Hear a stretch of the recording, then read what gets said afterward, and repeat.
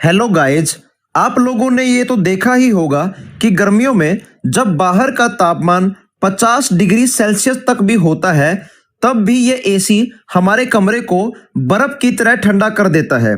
चलिए इस 3D video के माध्यम से समझते हैं कि इतना ज़्यादा तापमान में अंतर होने के बावजूद भी एसी कैसे हमारे कमरे का तापमान 16 डिग्री सेल्सियस तक कर देता है और हमारे कमरे को ठंडा कर देता है।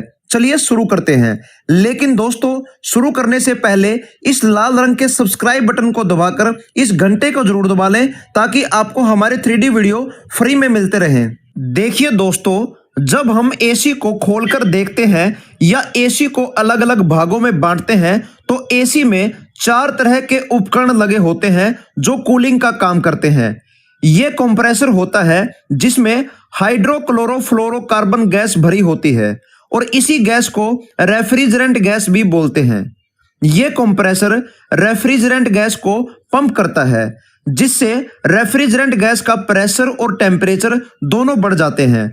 अब इस हाई टेम्परेचर वाली रेफ्रिजरेंट गैस को ठंडा होने के लिए कंडेंसर के पास जाना पड़ेगा जिसको हम हीट एक्सचेंजर भी बोल सकते हैं। इस कंडेंसर के अंदर कॉपर पाइप्स लगी होती हैं जिन्हें कोयल्स भी बोला जाता है। इन्हीं कोयल में से रेफ्रिजरेंट गैस फ्लो करती है और इस रेफ्रिजरेंट की गर्मी को बाहर निकालने के लिए ये फैन भी लगा रहता है। रेफ्रिजरेंट गैस जब कंडेंसर से बाहर निकलती है तो ये लिक्विड में बदल जाती है और इसका तापमान 80 डिग्री सेल्सियस से 50 डिग्री सेल्सियस तक नीचे आ जाता है। कंडेंसर की पाइप से निकली हुई लिक्विड रेफ्रिजरेंट एक्सपेंशन होल के पास चली जाती है। एक्सपेंशन होल के अंदर पतले पतले पाइप लगे होते हैं जिनमें से गुजरने के बाद ये तरल रेफ्रिजरेंट गैस भाप में बदल जाती है। एक्सपेंशन होल से भाप के रूप में निकली हुई रेफ्रिजरेंट बहुत ठंडी भी हो जाती है और इवेपोरेटर के पास चली जाती है। इवेपोरेटर एसी का ही एक यूनिट है जो रूम के अंदर की तरफ लगा होता है।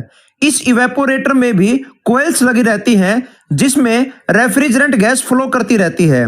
इवेपोरेटर की कोयल बहुत ठंडी होती है जिसके कारण ये रूम की गर्मी को सोख लेती हैं। इस कोयल के पीछे एक सिलेंड्रिकल फैन लगा होता है जो इस कोयल की कूलिंग को बाहर रूम में फेंकता रहता है जिसकी वजह से रूम ठंडा हो जाता है। और इवेपोरेटर की कोयल जब रूम की गर्मी को सोख लेती है तो इसके चारों तरफ पानी की बूंदें इकट्ठा हो जाती है जिनको पाइप की मदद से बाहर निकाल लिया जाता है। और इस इवेपोरेटर की जो हीट अब्जॉर्ब कैपेसिटी होती है उसी को हम एसी का टन बोलते हैं। मान लीजिए 1 टन का एसी है तो वो उतनी ही ठंड पैदा करेगा जितनी कि 1 टन बर्फ ठंड पैदा करती है। तो दोस्तों, इस तरह से एसी काम करता है।